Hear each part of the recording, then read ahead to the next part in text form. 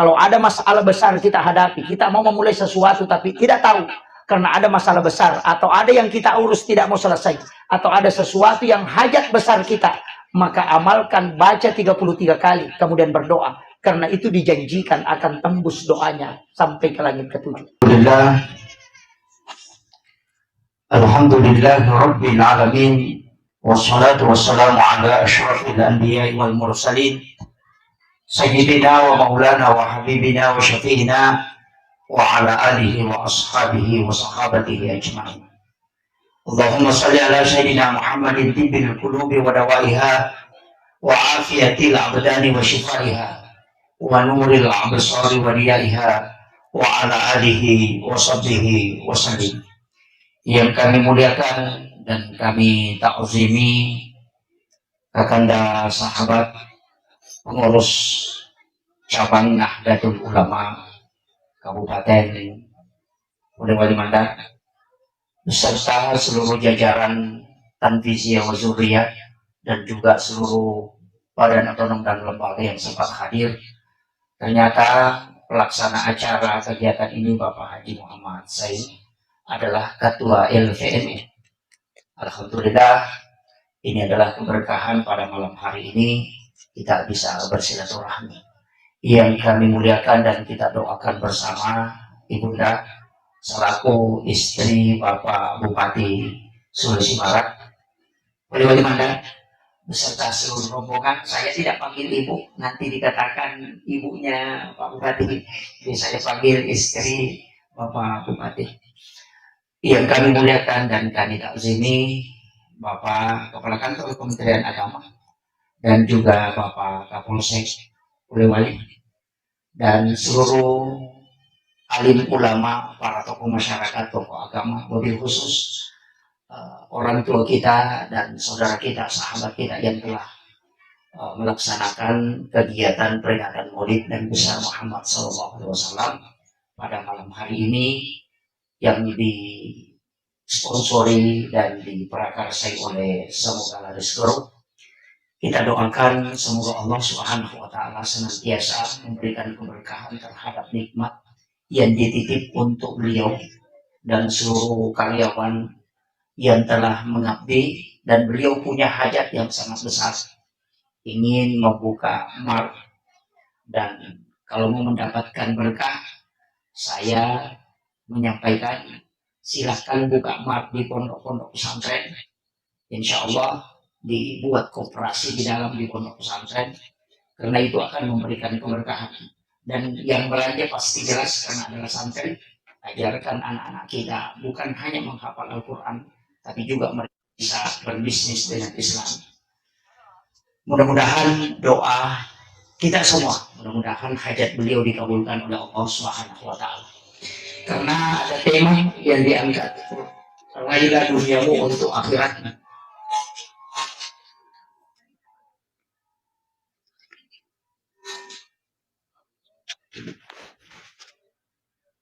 Salah. Tidak usah dicoba.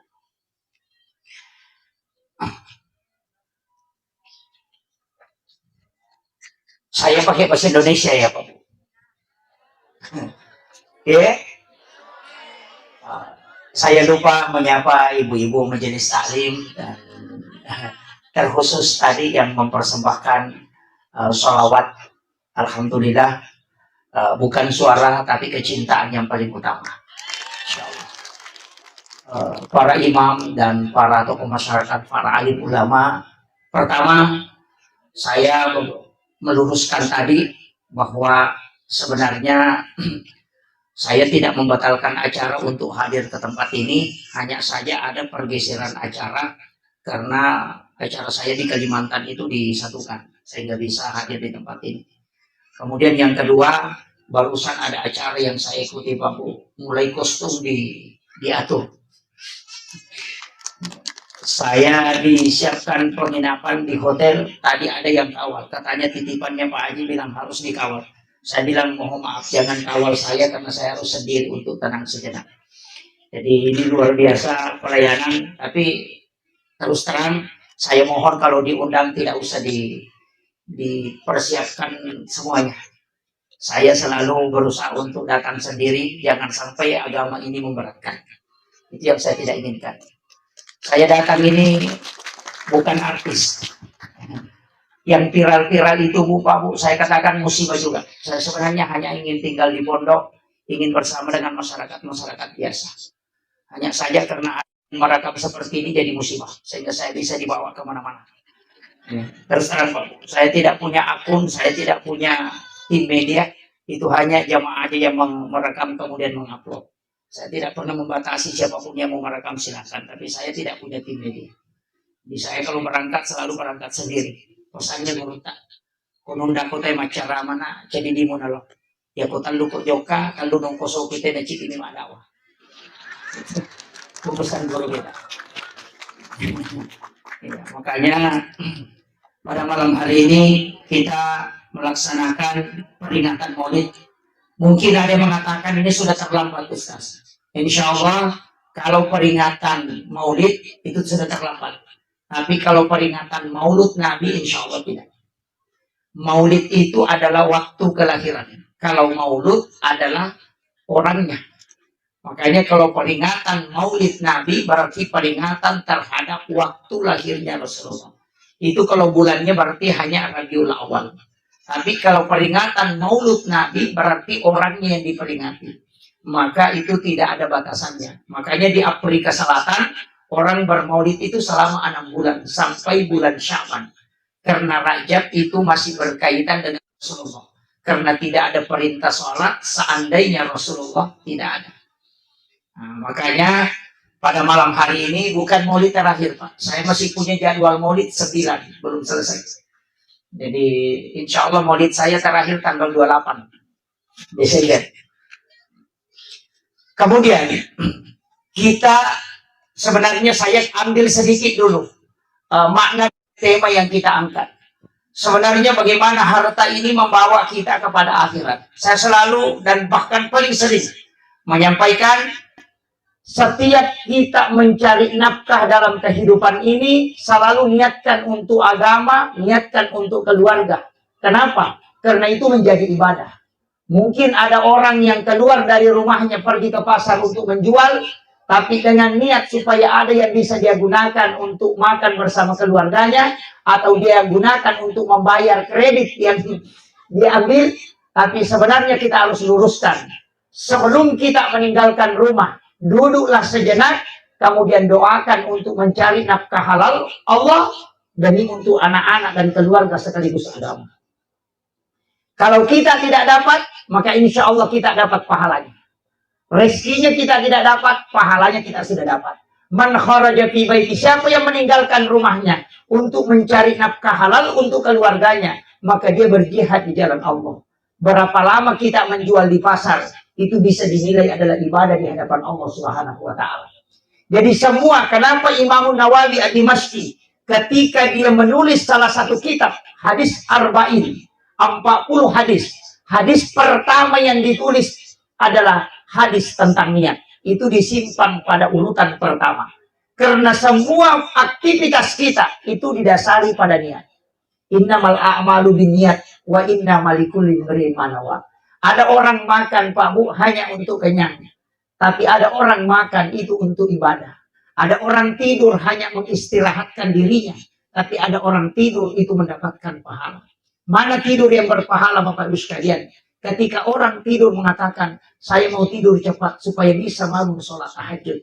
Berapa lama dia tidur itu dinilai ibadah di hadapan Allah. Karena tidurnya untuk sholat. Atau tidurnya orang yang mengistirahatkan diri untuk melaksanakan ibadah karena baru saja selesai melaksanakan ibadah. Misalnya kita bangun jam 2 malam untuk sholat tahajud sampai jam 3. Jam subuh masih lama, kita mengatakan saya mau istirahatkan dulu diriku untuk bangun sholat subuh nanti. Maka berapa lama kita tidur? Tidur itu dinilai ibadah di hadapan Allah. Karena tidurnya untuk bangun sholat subuh, karena tidurnya untuk istirahat dari melaksanakan ibadah di hadapan Allah. Kemudian yang ketiga, tidur yang berpahala adalah tidurnya orang yang menghindari dosa. Ada orang gosip, Bapak Ibu sekalian, kita mengatakan saya ngantuk sekali, saya mau tidur. Padahal tidak ngantuk. Demi menghindari supaya tidak gosip, maka kita tidur. Maka itulah tidur berpahala. Jadi ingat, ada 3 tidur yang berpahala. Tidurnya orang untuk bangun ibadah. Tidurnya orang dari ibadah, mengistirahatkan diri untuk melanjutkan ibadah berikutnya. Kemudian tidurnya orang yang menghindarkan dirinya dari dosa. Itulah 3 tidur yang berpahala. Tapi kalau dia bilang saya mau tidur cepat supaya bisa bangun nonton pemain bola atau sepak bola, itu tidak dapat apa-apa. Makanya upasani ia komeki matindro niakan memang untuk motok masa panjang. 5 jam kita tidur, maka dihitung orang itu sama dengan sholat sunat 5 jam. Makanya niat ini pokok. Sama dengan sholat. Ketika kita sujud terakhir dalam sholat duhur, niatkan memang untuk sholat asar. Sebelum kita bangkit dari sujud terakhir, niatkan memang untuk sholat asar. Ketika kita meninggal antara duhur dengan asar, maka kita meninggal menuju sholat. Ia natunasa tomatot teriolo sampajat tertentu. Ini yang kadang orang tidak paham, Pak. Masanya sampajat tertentu dia sampajat. Dia tidak sholat. Padahal yang dimaksud di situ adalah mengikutkan niat pada setiap menutup sholat. Makanya di sujud terakhir bisa disalam sebelum salam ke kanan, di situ kita bisa berniat. Makanya niat sholat ada pada takbir dan niat mau sholat ada pada sujud terakhir atau bisa juga pada saat sebelum salam. Taniakan memang itu sebenarnya hadis Nabi. Rasulullah mengatakan umatku adalah umat yang paling beruntung karena dia meninggalkan satu kebaikan menuju ke kebaikan yang lain. Dari situlah ketika kita menutup sholat duhur, kita langsung niatkan untuk sholat asar. Kemanapun kita berjalan, berarti kita berjalan menuju ke sholat. Meninggal dalam perjalanan, maka orang itu dihukumi meninggal menuju sholatnya. Maka inilah orang yang paling beruntung. Kalau kita putus, wah itu jadi masalah, Pak. Hanya berapa waktu kita gunakan sholat. Duhur mungkin 5 menit, asar 5 menit. Kalau hanya 5 menit satu waktu sholat, berarti hanya 25 menit waktu kita gunakan beribadah. Sedangkan jam yang kita dikasih selama sehari semalam 24 jam. Ini kalau kita tidak gunakan rugi betul. Apalagi kalau sholatnya 25 menit baru gosip setengah jam, itu pasti bangkrut. Ini yang jadi masalah. Makanya isilah kehidupan kita. Ada beberapa ibadah yang paling pokok. Ini karena kita maulid, saya ingin kasih tahu. Satu ibadah yang paling bagus kita lakukan dan pasti sampai adalah sholawat. Dan kenapa kita mesti bersolawat? Karena sholawat adalah satu-satunya ibadah yang memiliki 2 bendahara. Bendahara catatan amal. Yang pertama itu dikirim kepada Allah. Yang dikirim kepada Allah para malaikat, itu malaikat dengan Allah bersalawat kepada orang yang bersalawat kepada Rasulullah. Yang kedua, ketika orang bersalawat kepada Rasulullah, maka ada malaikat yang mengantar ke kuburannya Rasulullah dan menyampaikan langsung kepada Rasulullah. Satu-satunya ibadah yang ada dinaik kepada Allah, ada juga ke Rasulullah, itu hanya sholawat. Kalau Bapak sholat, itu hanya dilapornya kepada Allah, tidak dilapor kepada Nabi. Kalau Bapak sedekah, itu tidak dilapor kepada Rasulullah, tapi hanya dilapor kepada Allah. Tapi kalau kita bersolawat, maka ada yang dilapor kepada Nabi. Solawat itu disampaikan. Bahkan malaikat yang melapor mengatakan Fulan bin Fulan. Dia bukan hanya menyebut nama orang yang bersolawat, tapi sekaligus bapaknya orang yang bersolawat, dia sebut namanya dengan sempurna. Makanya yang lari ke Nabi itulah syafaat. Yang lari kepada Allah itulah rahmat. Makanya satu-satunya Nabi, Pak Bu, yang dikasih otoritas ibadah itu cuma Rasulullah. Nabi Musa itu tidak ada otoritas ibadah. Nabi Ibrahim tidak ada. Nabi Adam itu jelas tidak ada. Nabi Zakaria juga demikian. Nabi Isa juga demikian. Tapi Rasulullah dikasih otoritas ibadah. Makanya ibadah itu selalu ada turunannya. Puasa wajib, Ramadan. Ada puasa sunnah. Sholat wajib, ada sholat sunnah. Sedekah wajib itu adalah zakat dan ada sedekah sunnah. Kemudian haji wajib, ada umrah sunnahnya. Syahadat itu wajib, ada sholawat yang menjadi sunnah. Jadi semua ada turunannya. Yang wajib itu adalah larinya untuk rahmat. Nanti yang sunnah ini larinya ke syafaat. Makanya satu-satunya orang yang bisa memberi syafaat kelak yaumil akhir hanya Rasulullah. Karena satu-satunya orang yang punya otoritas pengakuan ibadah yang diberikan oleh Allah kepadanya hanya baginda Rasulullah Sallallahu Alaihi Wasallam. Makanya di sini ada berkahnya. Apa? Satu, jangan anggap remeh ibadah sunnah. Karena kalau ibadah fardu kita tidak lolos, nanti kita berharap ke syafaat Rasulullah. Makanya jangan tinggalkan ibadah-ibadah sunnah. Termasuk sholat sunnah duha, jangan tinggalkan. Sholat sunnah tahajud, jangan tinggalkan. Sholat sunnah awabin, jangan tinggalkan. Sedekah, jangan tinggalkan. Puasa sunnah kalau mampu, jangan tinggalkan. Tapi saya ingin kasih tahu, kalau mau dianggap orang baik, ya komeki yang nggak tahu kanja, satu, abas sakit. Itu kuncinya, dermawan. Ya kupas sempadan itu dan yang nggak tahu kanja, yang nggak itu tepat. Tapi kupas sempadan itu nama seke, masalah itu.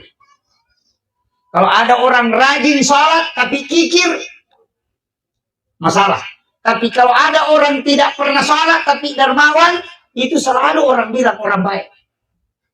Jadi makanya guru tanya komeko yang nggak tahu kanja abas sabawan, bukan sholat. Makanya kalau ada preman 10 tahun kemudian bagi-bagi rezeki 3 hari, langsung bilang tetangganya orang baik, padahal baru 3 hari. Jadi itu ampai komeki makanja nasab tahu dinui makadai makanja asidakah. Orang yang sering bersedekah itu pasti dianggap orang baik. Tapi kalau orang rajin sholat pasti dikatakan orang beriman. Tapi aku pasang pajak masih ke maka dia pasang pajak bawah. Itu bahayanya Pak. Nah, kenapa? Karena sedekah inilah yang langsung memberi manfaat di dunia. Langsung memberi manfaat di dunia. Kalau sholat kita tidak lihat langsung manfaatnya. Hanya mungkin kita rasakan. Tapi kalau sedekah langsung didapat orang. Makanya nasa kita tahu kanja. Tapi saya ingin kasih tahu Pak. Salah satu sedekah yang paling tinggi nilainya kalau mampu lakukan. Kalau yang jamaah yang hadir di sini, ada yang biasa kena penyakit, dokter sudah angkat tangan. Tidak bisa sembuhkan, mengatakan ini penyakitmu sudah tidak ada obatnya. Pakai sedekah, bertawassul dengan amal soleh. Itu dalam hadis banyak, dalam riwayat-riwayat itu banyak. Bisa disembuhkan penyakit dengan sedekah. Rasulullah mengatakan, Da'u mardakum bis sedekah. Obati penyakitmu dengan sedekah. Tapi sedekah yang mana? Bukan yang mengatakan, karena Allah 10.000. Bukan itu. Mana sedekah yang bisa mengobati penyakitmu, yang bisa dijadikan sebagai tawassul? Kuncinya begini. Kalau ada orang minta sedekah, kunci tempat uang kita kasih.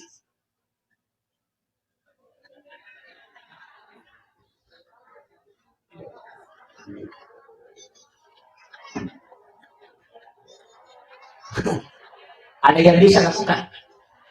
Ya kong kataun nilaw sumbangan, talibani guncingon ruang dita.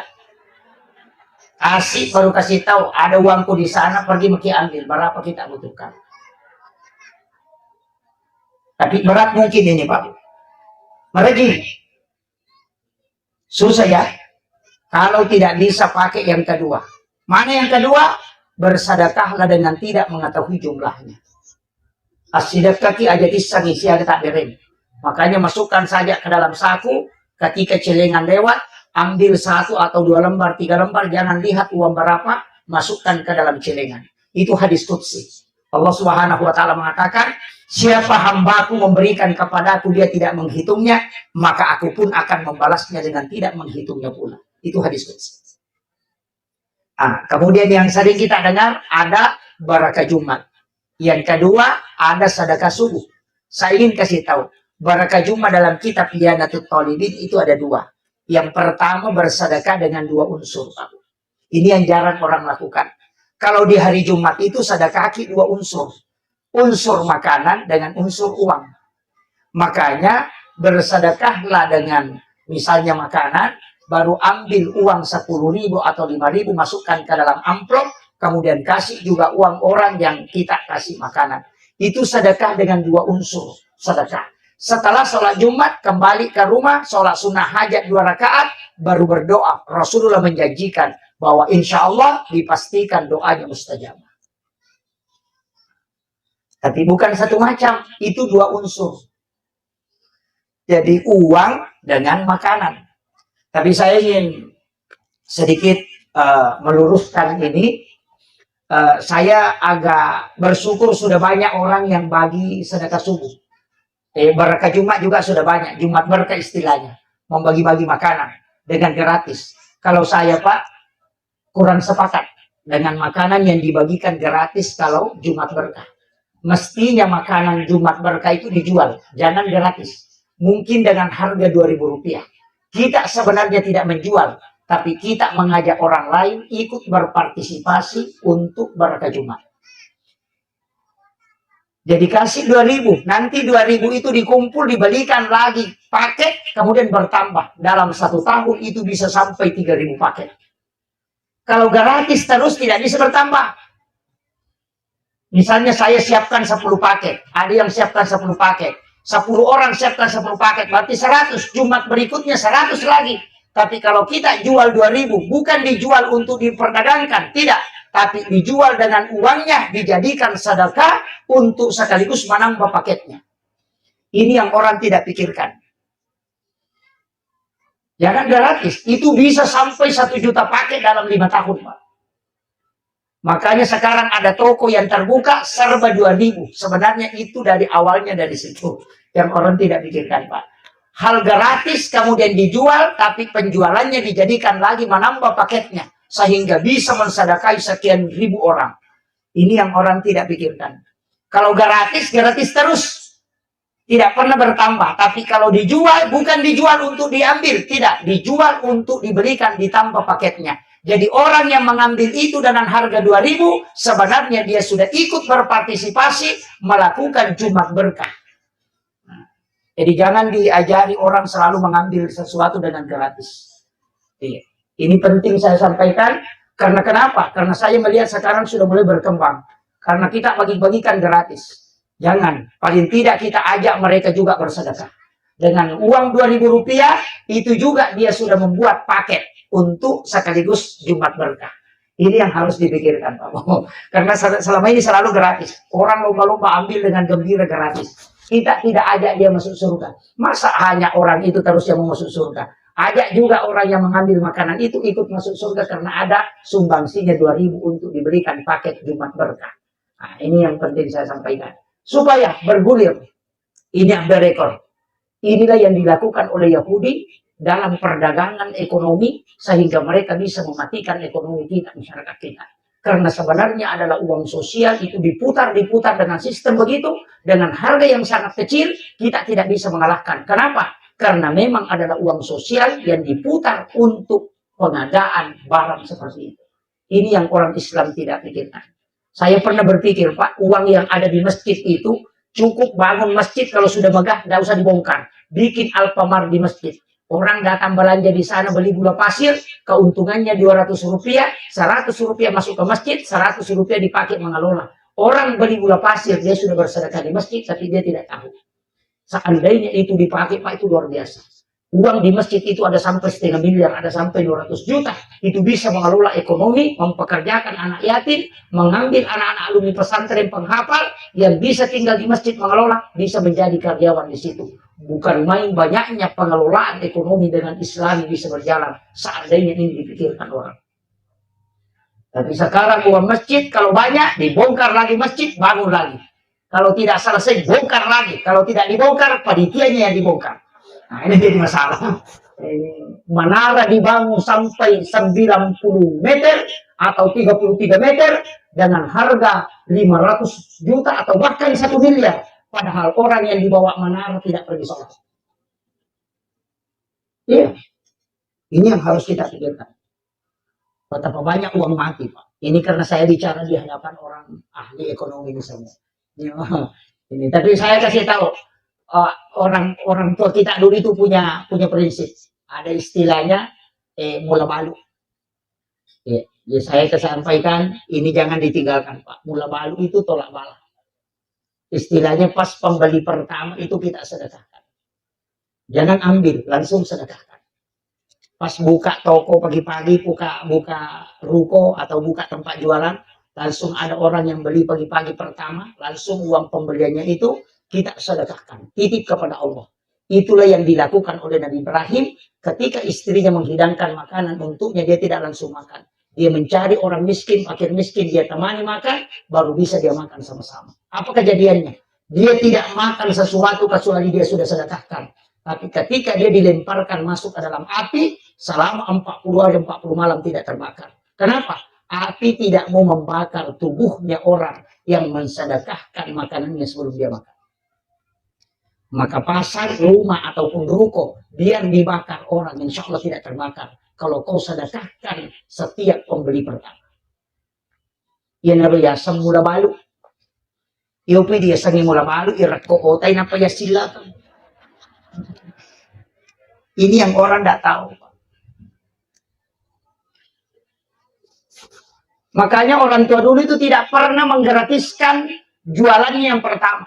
Ya kung kataw bunga mangali ko ile inakada dewa lengi na keluarga na makadeta dampogi ka neka mali mula balu.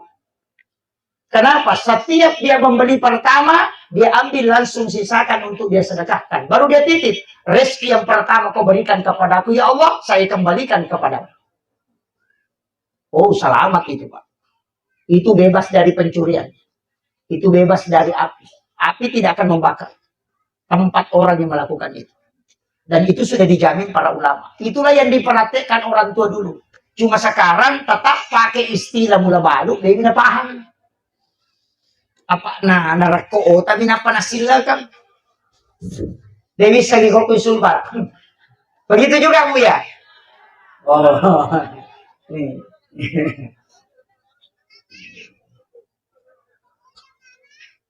Makanya ibu-ibu saya kasih tahu, yang menjual ambil koin kotak amal, simpan di tempat menjual kita. Setiap pembelian pertama langsung masukkan ke kaleng. Nggak usah semua. Misalnya 100.000, keuntungan kita di situ 10.000, ambil 10.000, masukkan ke dalam kaleng itu. Nanti 1 bulan kita store kemana? Bisa dibawa ke Palestina, bisa di store untuk masjid, bisa di store untuk panti asuhan, bisa di store di mana saja. Yang penting pemanfaatannya untuk sedekah. Itu silahkan lakukan itu Bu. Insya Allah selamat dari pencuri, selamat juga dari api, dan selamat dari musibah-musibah yang lain. Yenariyasa patola abala. Ini karena doa itu kuidik doang susah, tapi kalau malaikat yang berdoa itu luar biasa. Makanya sedekah di waktu subuh, ya masih sedekah subuh ki 2 kelompok malaikat yang mendoakan, malaikat penjaga malam dan malaikat penjaga siang. Nah itu kalau subuh, karena ketemu di subuh hari. Tapi saya kasih tahu, ini hal yang mudah sebenarnya Pak, tapi agak berat. Bersedekahlah kita di saat kita miskin. Orang kaya jangan tersinggung. As-sidaka memang diriwatu kasih sita nasabak dena nulle kale itu dia tuh lekale pas sidakata nari kosugiti. Orang kaya itu susah mengalahkan sedekahnya orang miskin karena agama itu menghitung persen, bukan menghitung nilai. Orang punya uang 100 miliar itu zakatnya 2,5. Orang punya uang 1 miliar itu zakatnya juga 2,5. Orang punya uang 100 juta zakatnya juga 2,5. Itu tidak berubah. 2,5% dari harta yang kau miliki. Makanya ketika ada orang miskin punya uang 10.000, dia sedekahkan 5.000, maka 50% hartanya dia sedekahkan. Kalau orang kaya mengikuti itu, dan dia punya uang 1 miliar, berarti 500 juta uang yang harus dia sedekahkan, baru sama yang 5.000 tadi. Betul Pak? Agama itu hitung persen, bukan hitung nilai. Makanya kau punya uang 100 juta tetap 2,5% zakatnya. Kau punya uang 100 miliar tetap 2,5%. Allah mengambil 2,5% untuk kita. Maka ketika orang miskin 10.000 uangnya, kau sedekahkan 5.000, maka 50% hartamu kau serahkan kepada Allah. Kalau orang kaya punya uang 1 miliar, baru dia mau ikuti tadi sedekah ini sama 50%, berarti 500 juta baru bisa. Nah ya kau nggak tahu sogi sur masih dekat 500 juta mau pergi ulu. Tapi ya kau tahu kasih si masih dekat 5 saku langsung nak dereng. Kenapa? Ringan. Maka sedekahmu di waktu engkau miskin tidak bisa mengalahkan nanti ketika engkau kaya. Maka bersedekahlah di saat engkau sempit karena rezekimu itu besar nilainya di hadapan Allah. Ini yang saya harus kasih tahu supaya jangan bangga orang kaya Pak. Maka berdoa supaya jadi miskin.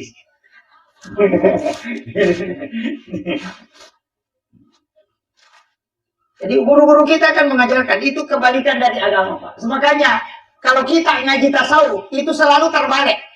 Ngaji tasawuf itu kebalikan. Jadi dia tidak melihat lurusnya. Ya kok tasawuf itu selalu timbal baliknya. Saya kasih contoh, yang disyukuri bukan kenyang, tapi yang lapar.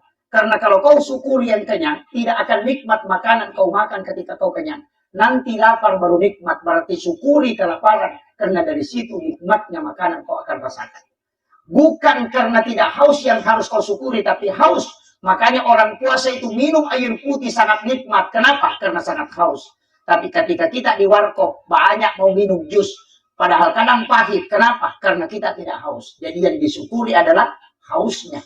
Yang disyukuri adalah laparnya. Ini kalau kita ngaji tasawuf. Kemudian ada hal yang paling penting juga saya sampaikan kalau ngaji tasawuf. Dalam bab tasawuf Pak Bu itu tidak ada bab kikir. Kalau ngaji tasawuf itu tidak ada bab kikir. Yang ada itu bab tamak. Jadi situ kan ada itu gak atau masih atau magala ini nilaw mega. Iya. Tidak ada bab kikir itu dalam tasawuf. Karena rezeki itu sudah dicukupkan dan dilebihkan. Jadi kalau ada orang bilang si anu kikir, bukan dia yang kikir, kau yang sering minta. Coba tidak minta, makanya tidak kikir. Angka kata masih kalau dia itu nilaw, dia gak ada. Oh maaf ibu istri Pak Bupati, saya kasih tahu. Kadang-kadang kalau kita bantu orang sekali, bantu 2 kali, bantu 3 kali, pas keempat kita tidak bantu langsung dia bilang kikir. Iya, itu susahnya pejabat Pak. Kadang tahun pertama dibantu, tahun kedua dibantu, tahun ketiga tidak dibantu langsung marah-marah. Padahal sudah 2 kali ambil bantuan. Tapi di Sumbar itu tidak begitu. Dan pejabat itu selalu disalahkan. Makanya yang bisa cepat jadi wali sebenarnya itu pejabat. Di sini hadir di tengah-tengah kita anggota DPR. Saya minta beliau harus jalan ikhlas saja Pak. Untuk memuaskan semua orang itu mustahil. Tapi paling tidak kita berjalan di atas rel dengan cinta kepada manusia dan cinta kepada Allah. Itu kuncinya. Makanya saya kasih tahu karena ini juga menjelang pergantian tahun. Lebih baik tubuh kita kotor. Lebih baik tangan kita kotor. Lebih baik seluruh pakaian kita kotor. Dengan mencari rezeki yang halal. Daripada tubuh kita bersih, tangan kita bersih, tapi mendapatkan harta yang kotor. Maka ni guru tataro ni macarepa watak kalemu na masapadal yang penting anu mapaci muruntu. Daripada mapaci ngalilemu na anu macarepa muruntu. Makanya bekerjalah keras. Bekerja keras, kemudian berdoa. Tapi ingat, bukan karena kuatnya orang bekerja rezekinya datang, tidak. Bukan. Ya kok galak na tayo makareso na sogi Pak, guru yang di pelabuhan paling cepat kaya. Seandainya doa yang menyebabkan orang kaya, tidak ada mustas naik motor, pergi ceramah, naik pesawat semua. Seandainya baca-baca orang bisa kaya, maka orang yang sudah belajar pasti sudah kaya. Bukan karena sekolah orang bisa kaya, tapi Allah yang mengatur. Sebelum kita lahir, Allah sudah tentukan. Malaikat sudah diutus untuk membagi dan tidak pernah salah bagi. Malaikat melihat alamat rumahmu di mana.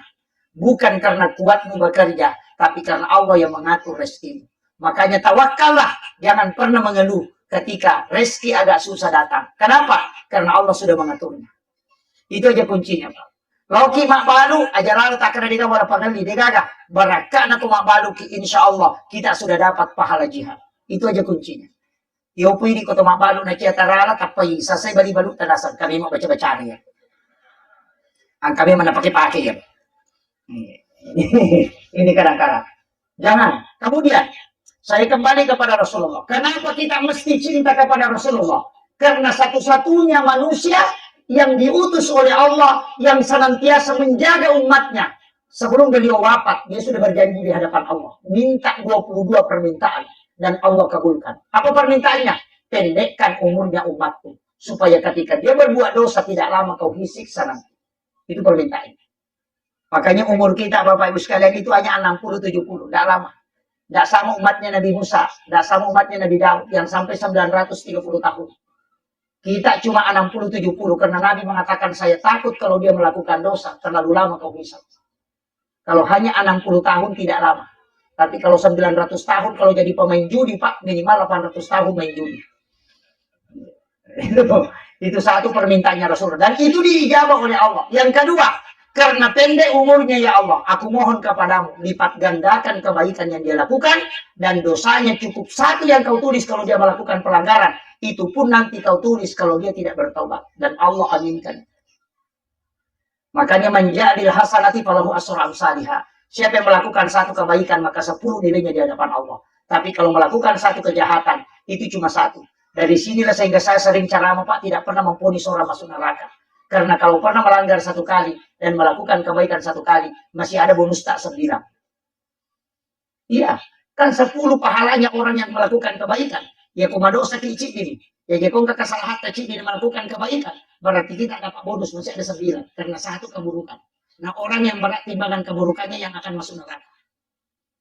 Itu aja kuncinya. Makanya rahmat Allah itu besar. Tapi jangan jadikan ini untuk korupsi. Alasan ini jangan jadikan ini. Tapi disitulah Rasulullah meminta lipat gandakan kebaikan. Bahkan angka sempajamu, namanya sholat sunat awabin, dikerjakan antara maghrib dengan isya, hanya 6 rakaat. Rasulullah mengatakan sama kalau engkau sholat 12 tahun lamanya dan diampuni dosamu selama 50 tahun. Ada puasa 3 hari di setiap bulan, namanya saumin ayamil bid. Itu puasanya Nabi Adam. Siapa yang mengerjakan 3 hari dalam setiap bulannya, kata Nabi, sama kalau dia berpuasa 1 bulan penuh. Coba. Ada sholat, 1 kali kita kerjakan sholat itu dinilai dengan 12 tahun. Itu tadi awabin. Bahkan ada sholat sunat, duha, kita kerjakan di awal waktu. 2 rakaat aja. Rakaat pertama sesudah Fatihah, membaca ayat kursi 10 kali. Rakaat kedua sesudah Fatihah membaca surah Al-Ikhlas 10 kali. Rasulullah mengatakan, siapa yang melakukan itu, maka pasti dia masuk dalam rahmat Allah Subhanahu wa taala. Makanya saya wasiatkan, ini wasiat mursyid kami, guru-guru kami. Jangan pernah tidak melakukan sholat ini, walau hanya sekali seumur hidup. Ajak lalu nanti tajamu ya sampai jangan namu cicing seumur hidup. Sampai dia sunnah duha di awal waktu, sekitar jam 7 kita kerjakan. Hanya 2 rakaat. Rakaat pertama sesudah Fatihah baca ayat kursi 10 kali. Rakaat kedua sesudah Fatihah baca surah Al-Ikhlas 10 kali. Maka ia tu tahu nasa nabita manasani tamu di dalam pembasina Allah Ta'ala. Ini sholat bisa dikerjakan setiap hari kalau mampu. Kalau tidak cukup sekali 1 pekan. Kalau tidak bisa cukup sekali dalam setahun. Kalau tidak bisa, yang penting pernah dilakukan walau hanya sekali. Ini tu nak kerja jamalalui. Namu cicang mimipigau, insya Allah nama seiku pengalatan. Ini hadis marfu dari Anas bin Malik. Itu hadis sahih. Kalau mampu lakukan itu. Tapi ada juga sholat di awal waktu, sesudah sholat subuh, sebelum masuk waktu duha, namanya waktu suruh sholat sunnah isra. Ini agak berat karena tidak boleh ditinggalkan masjid. Itu sama dengan umrah dan haji bersama Rasulullah 3 kali. Tamah, sempurna. Umur yang pendek ketika mengerjakan sholat ini, itulah yang dimaksud umur yang pendek tapi berkah. Karena nilainya di hadapan Allah bisa sampai ribuan tahun. Karena kalau kita kerjakan awabin saja setiap hari, berarti 12 tahun kali 30. Berarti itu 660 tahun. 360 tahun. Bayangkan dalam 1 bulan, tercatat umur kita di kitab catatan amal 360 tahun. Padahal baru 1 bulan kita hidup. Inilah berkahnya umatnya Rasulullah. Kemudian, apalagi permintaannya Rasulullah. Ya Allah, jadikan umatku adalah umat yang engkau jamin langsung. Bukan jaminan dari saya saja. Tapi ada engkau jamin dan engkau janjikan untukku. Dan Allah mengiyakan itu. Tapi ada satu syaratnya. Allah bilang, sampaikan kepada umatmu Muhammad untuk membaca Sayyidul Istighfar supaya saya menjaminnya. Makanya Rasulullah mengatakan satu-satunya doa yang membuat iblis menangis sampai matanya bengkak, itu hanya Sayyidul Istighfar.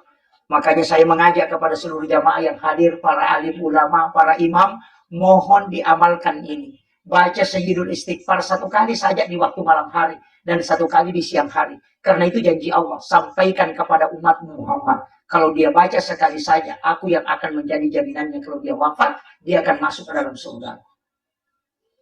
Bahkan Rasulullah ketika Isra Mi'raj itu datang ke neraka, melihat peristiwa siksa dalam neraka. Ketika Nabi keluar, dia balik tanya ke neraka, apakah ada yang bisa dibaca umatku supaya tidak masuk ke sini? Neraka kasih tahu, beritahu kepada umatmu Muhammad membaca Allahumma ajirni minan nar salasa marrat. Aku akan menutup pintuku sehingga dia tidak masuk. Hebatnya itu. Tapalamu ya Roto? Allahumma ajirni. Tapi kalau saya jangan baca Allahumma ajirni. Karena ada dalilnya jelas. Ku anfusakum wa ahlikum nara. Jaga diri dan keluargamu dari api neraka. Makanya baca Allahumma ajirna minan nar. Karena kita punya ibu, kita punya bapak, kita punya istri, kita punya keluarga. Doakan dia. Sehingga jangan mengatakan Allahumma ajirni. Tapi baca Allahumma ajirna minan nar. Baca 3 kali atau 7 kali. Karena dalam hadis itu ada. Tapi kalau masih tidak bisa, oh Ustaz susah itu saya tidak hafal. Kalau tidak hafal, tirakat yang paling gampang. Jadikan hatimu selalu indah atau tenang. Kung ditapakan jaki rampan na nyawata. Ya ko namode na mega ibadata na rekumakaja mo ipate talo pada tarupa tao insyaallah. Salamat. Di gaga bali bolata yung masih salah. Makanya makanya komeki macuri na bita, si di bawah tanah. Pulo ko sipa na nabita, ama kampung aga. Aja tasusay pada tarupa tao. Yero bawang. Ama kampung. Imang aja tasusay jamaah, mga kalampi baca na cerroko, papat dinutu na dito dia kamu palago. Biasa ada imam begitu kok. Panjang sekali bacaannya. Nah, makmum aja tuh sesusai ku imam.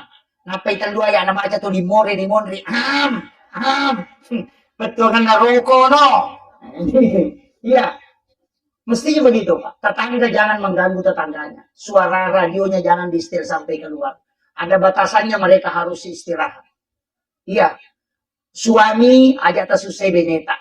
Disuruh macam nele-nele di balanca. Istri juga begitu, jangan bikin susah suami. Suami sudah makobi baru tidak diperhatikan. Apalagi mega nak jadi negampang. Tapi saya kasih tahu, laki-laki itu kalau syahwatnya naik, itu otaknya error. Iya. Makanya biasa ditanya mau ke kantor. Nah itu jadi masalah. 80% perceraian terjadi itu karena wanita tidak sempurna melayani suaminya. Utamanya mengenai masalah berhubungan suami istri. Saya wasiatkan laki-laki harus paham ini.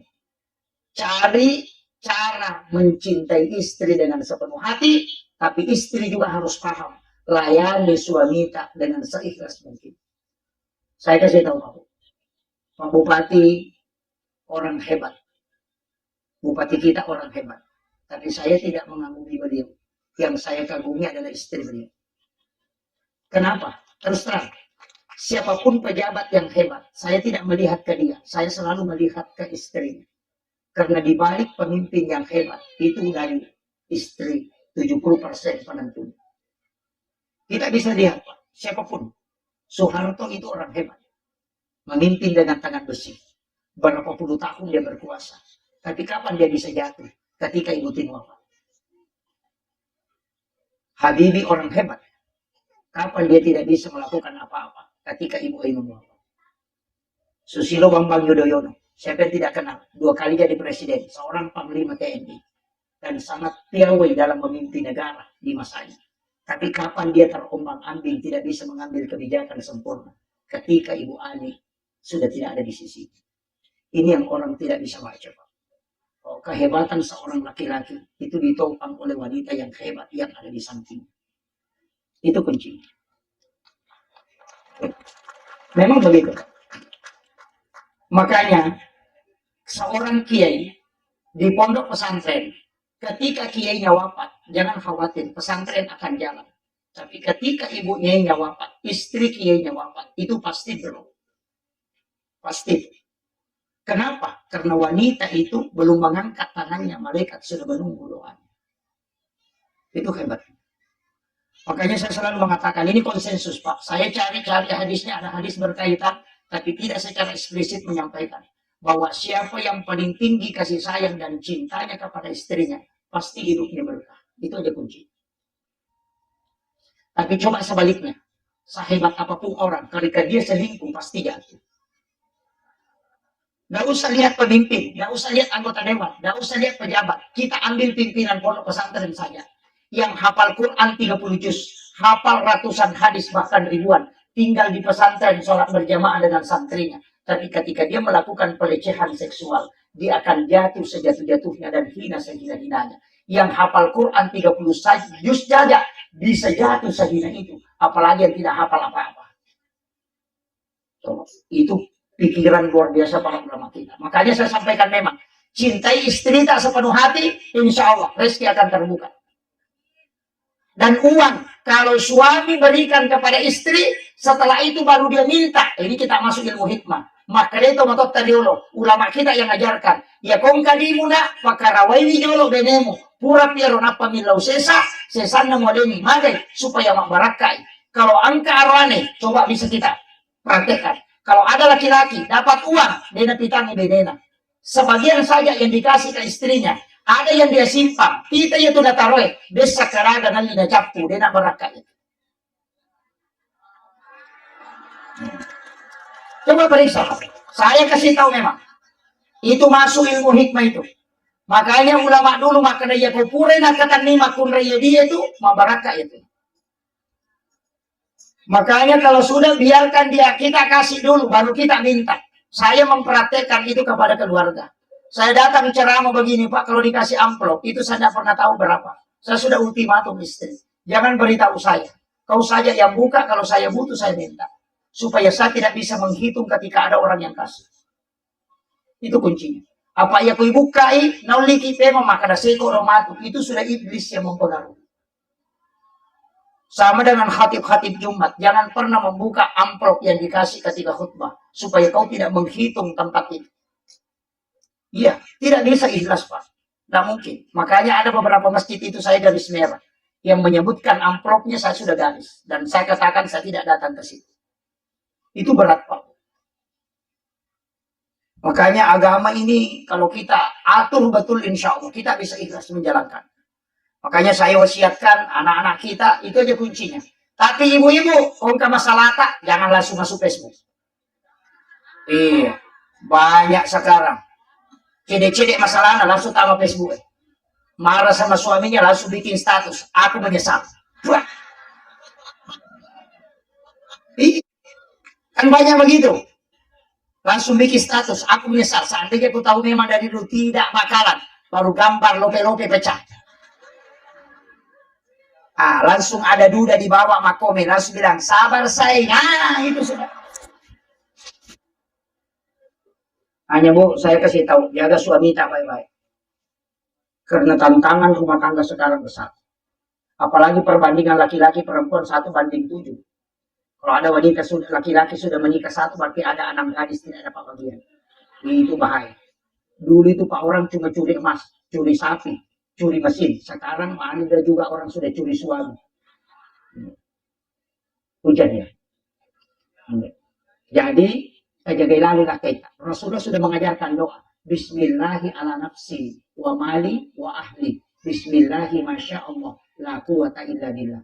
Baca 7 kali di waktu maghrib, 7 kali di waktu subuh. Insya Allah keluarga kita, anak-anak kita, suami kita tidak akan diganggu orang lain.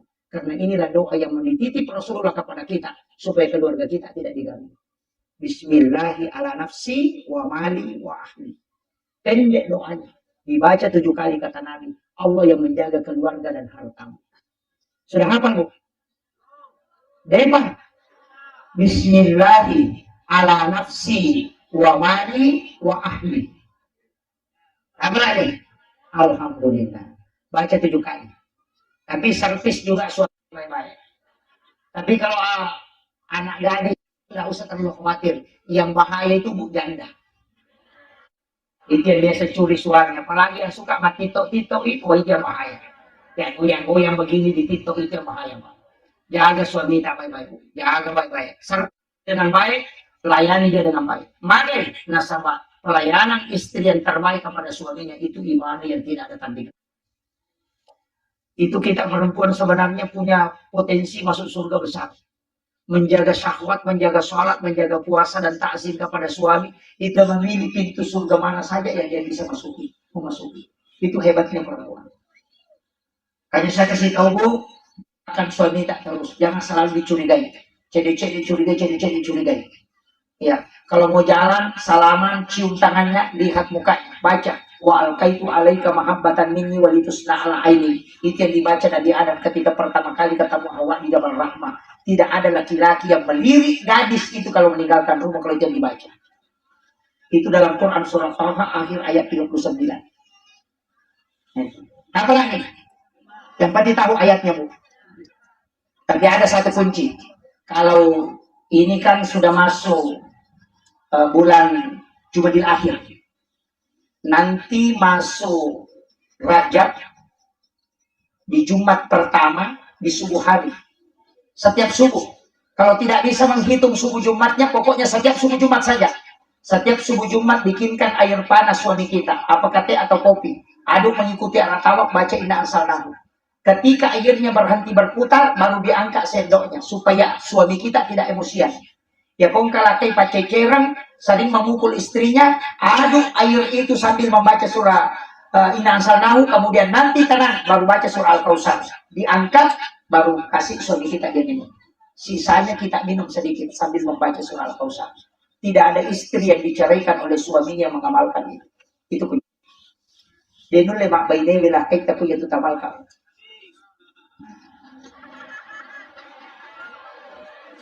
Apalah nih?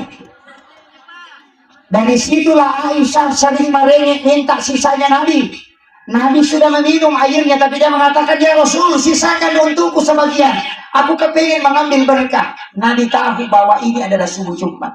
Itu karena menjaga. Makanya ibu-ibu kalau mau selamat, insya Allah suaminya tidak menikah. Pakai itu.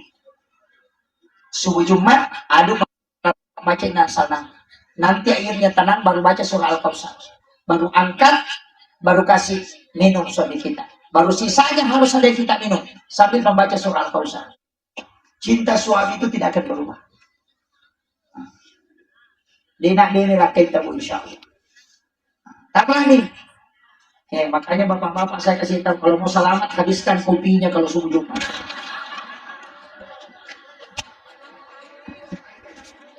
Jangan sisa. Kemudian sholawat kepada Rasulullah itu banyak Bapak Ibu sekalian. Tapi saya mendapatkan ijazah dari mursyid kami. Saya ingin kasih tahu, mudah-mudahan ini berkah pada malam hari ini. Saya rugi kalau tidak ada sholawat kita ambil. Saya cukup tadi membaca di awal dengan sholawat tibil qulub. Kami diwasiatkan oleh mursyid kami, baca sholawat tibil qulub 100 kali. Nak bagi orang yang punya penyakit, rutinkan saja 100 kali kau baca. Minta berkahnya, insya Allah penyakit itu akan diangkat.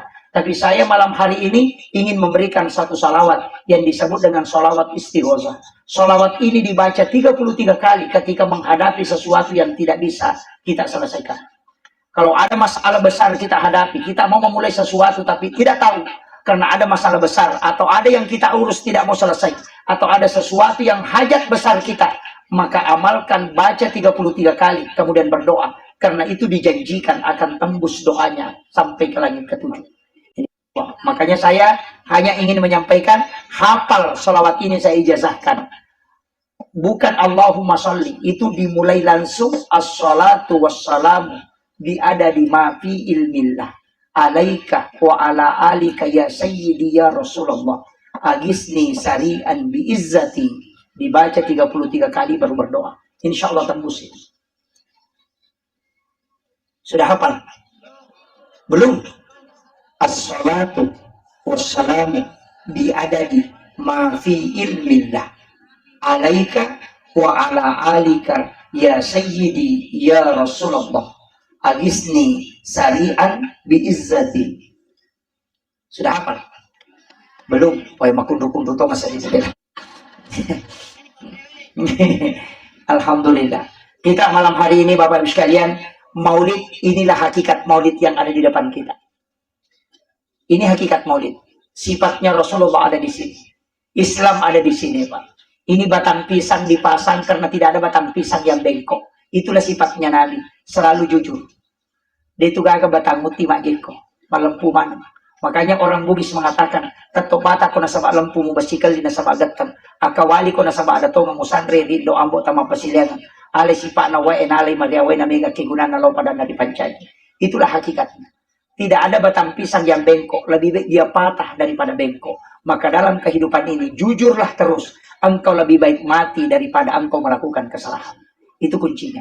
Makanya caleg, kalau ada, silahkan berusaha untuk bisa terpilih membangun kampung, tapi jangan pernah masogok.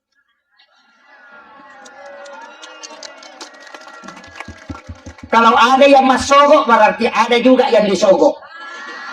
Jangan salahkan yang masogok, karena yang disalahkan juga yang menerima sogok. Tapi yang masogok sama yang disogok, insya Allah tidak berdosa. Iya, insya Allah tidak berdosa. Saya sudah cari-cari hadisnya, saya tidak temukan satu hadis pun yang mengatakan orang yang disogok dan menyogok itu berdosa. Tidak ada. Makanya orang yang disogok dan menyogok itu tidak berdosa. Cuma yang ada hadisnya, ar-rasi wal murtasi pinar. Orang yang disogok dan menyogok, keduanya masuk neraka.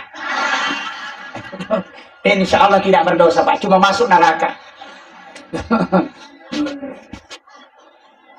Karena kalau berdosa masih bisa bertaubat. Tapi kenapa neraka? Karena pemimpin negara bisa rusak ketika dia diangkat karena membayar. Itu bahayanya. Makanya ada pemimpin, ada penguasa. Nah, biasanya kalau disogok, menyogok kemudian naik, maka dia penguasa bukan pemimpin. Kalau penguasa, apapun yang dilakukan pasti merusak. Tapi kalau pemimpin, apapun yang dia lakukan walaupun berusaha, tetap pasti akan melakukan kebaikan karena dia punya sanad. Ini harus ditahu. Yang kedua, telur. Telur itu tidak ada yang bundar, betul Pak, sempurna. Manusia seperti itu. 3 isinya, ada kulitnya, ada putihnya, ada kuningnya. Manusia juga begitu. Ada sifatnya, ada pikirannya, ada perbuatannya. Jadi angka total lo makanya olina, tapi masola ngisat na ilalang. Angka total makotu. Rampa songkok na maloy bidana, tapi dia gak beli bola, dia masih cocok. Nah, ada yang seperti itu Pak. Rajin sholat, tapi selalu bertengkar. Tapi pasti semua orang ada masalahnya Pak. Tidak ada orang sempurna, betul. Kita ini manusia biasa pasti punya kesalahan. Ustaz juga begitu. Makanya sering ustaz kalau pergi ceramah tidak bawa istrinya. Karena ustaz juga biasa marah istrinya. Iya, ada saja kekurangan kita. Tapi berusaha untuk menjadi sempurna, insya Allah. Allah akan mudahkan. Kemudian ada songkolo. Itu adalah suku, artinya itu supaya uhuwah. Makanya orang dulu pakai lisu. Segi 5 dengan segi 6. Segi 5 itu rukun Islam, segi 6 itu rukun iman. Itu dulu, makanya dipakai. Sekarang kita mulai berubah. Dikasih masuk di ember, ada macamnya tidak masalah. Kenapa pakai bambu? Ditusuk pakai bambu. Karena bambu itu ada istilahnya masa lampau. Dia selalu menjaga anaknya. Kemudian telur itu adalah simbol Pak. Kalau ada telur bebek, dibawa ke ayam. Kemudian menetas, tetap bebek. Kalau menetas tidak berubah jadi ayam. Tapi dia akan mengikuti ayam, bukan mengikuti bebek. Kalau ada anakmu tidak bagus akhlaknya kalau tinggal di rumahmu karena engkau tidak bagus akhlakmu, maka bawa ke kiai. Nanti ketika di kiai akan mengikuti akhlak kiainya. Yang itu nak kada tomatoy, bawangi kiai nak le namarrangi nawat di manci tau kanja. Makanya anak-anak kita bawa ke pondok pesantren. Insya Allah mabarakah anak.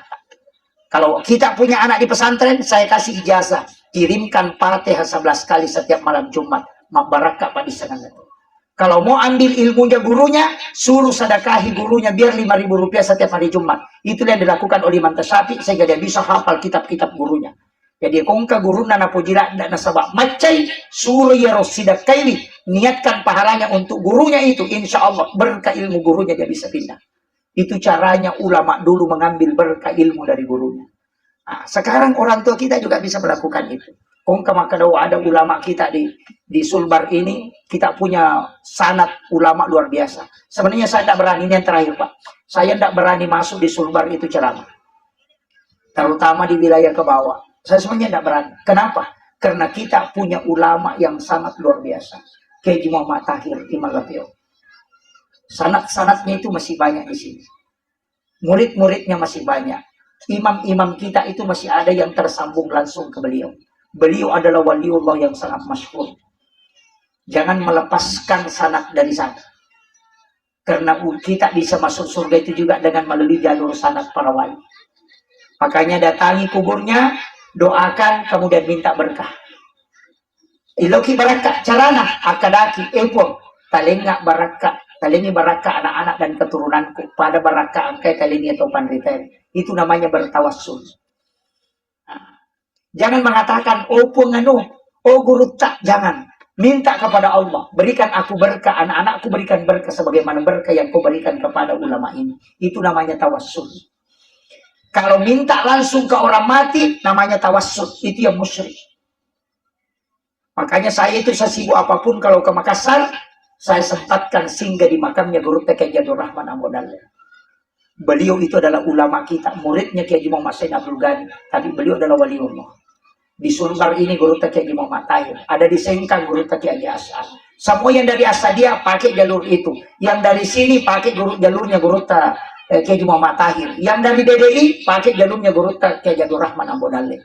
Itu guru tak luar biasa. Saya dapat satu ilmu doa itu dari beliau, bukan langsung tapi dari muridnya Kiai Haji Muhammad Tahir, bahwa ketika Guru Kiai Jadul Rahman Ambodale membaca doa sapu jagat, itu doa anak tidak ada isinya. Rabbana atina fid dunya hasanah, singgah isi dulu baru kau lanjutkan. Itu doa belum ada isinya, itu cek kosong. Jadi kalau dibaca itu Rabbana atina fid dunya hasanah, kita singgah di situ baru minta. Decengagan nalino tacinati lau. Baru lanjut wabil akhirati hasanah. Yang tadi kau minta ini, minta supaya menjadi kebaikan di akhirat. Wakina azabannar, minta supaya kau tidak disentuh api neraka gara-gara yang kau minta tadi ini. Tapi insya Allah orang yang membaca itu akan langsung doanya. Makanya disebut sapu jagat. Makanya saya sampaikan, kalau minta anak, minta di situ. Pada saat berhubungan, baca itu. Pakai itu yang dipakai. Ini doa mahal sekali, Pak. Lama orang belajar baru bisa dikasih. Cuma saya dapat berkah dari guru saya nggak bisa mengambil. Makanya baca. Ya kau kata butuhkan, langsung itu. Pada saat khatib duduk di atas mimbar untuk mengambil khutbah kedua, sesudah baca doa langsung ambil itu. Rabbana atina fid dunya hasanah. Sehingga baru minta di situ. Isi, karena itu tidak ada isinya, masih kosong. Makanya disapu-sapu jagat, karena seluruh isinya dunia bisa dikasih masuk. Makanya itu cek kosong. Rabbana atina fid dunya hasanah. Sehingga minta di situ. Ini yang kadang orang biasa cuma kasih lewat. Rabbana atina fid dunya hasanah fil akhirati hasanah wa qina azabannar. Itu kosong, tidak ada isinya, Pak.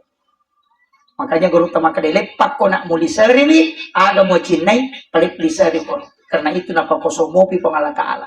Iko palisari. Makanya disebut sapu jagat. Saya kira ini yang penting saya wasiatkan. Saya sangat berterima kasih atas kesempatan untuk bersilaturahmi. Mohon maaf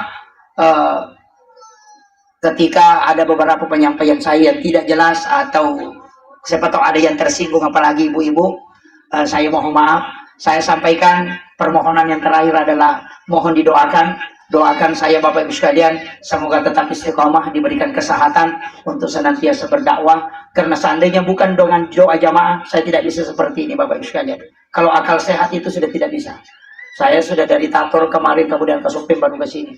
Baru-baru pulang dari Palembang. Kalau waktu itu hampir tidak ada dalam satu hari itu yang waktu istirahat, tapi karena doa para jamaah insya Allah, doa para guru-guru, para alim, kami mohon di antara kita pasti ada yang doanya mustajabah. Saya tidak pernah sempurna dalam menyampaikan sesuatu, tapi saya satu hal yang ingin sampaikan, bahwa ambil berkah dalam setiap ilmu yang kita dapatkan dimanapun berada. Itu aja kuncinya. Saya kira ini yang sempat saya sampaikan. Akhirul kalam, wallahu ila aqwamit thariq. Nasrun minallahi wa fathun qarib wa basyiril mu'minin. Assalamualaikum warahmatullahi wabarakatuh.